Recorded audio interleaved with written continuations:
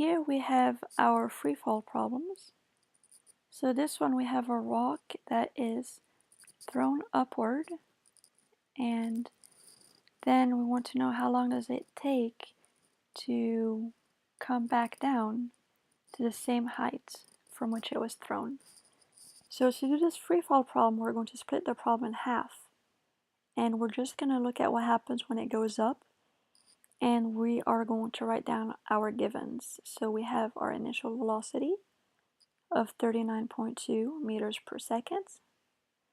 It's free fall, so we know that the acceleration is always due to gravity, negative 9.8 meters per second squared. We need one more given. We know that when it reaches its maximum height, that it stops, so Vf is 0. So we have our three givens, and we are looking for time.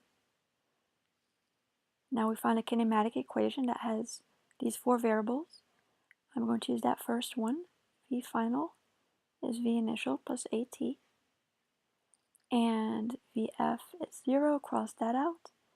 Going to go ahead and solve for time, and I'll get negative V initial over A, and that will give me a time of 4 seconds.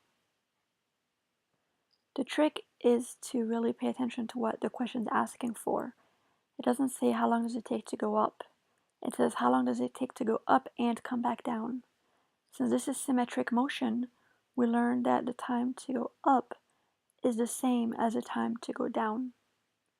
So the final answer, the total time, is going to be the 4 seconds times 2. So our final answer will be 8 seconds. Number 9. So another free fall one, we have they're falling to the ground, the two objects, they have different masses, and they're both going to hit the ground together. The idea with this one is that they both have an initial speed of 0. They both have a displacement of negative 20. They're both going down. They both have an acceleration of negative 9.8. So they're both going to reach the ground at the same time. The mass of the object does not impact how long it takes to get down because we ignore air resistance in all of the problems that we do. And number 10, we want to know what height was the ball dropped from. So another free fall problem. It's released, so the initial velocity is 0. It hits the ground in 6 seconds, so the time 6 seconds. Free fall, that means A is negative 9.8. And we're looking for displacement here. I could call it delta y. That's what we're looking for because basically the ball is going from here down to here.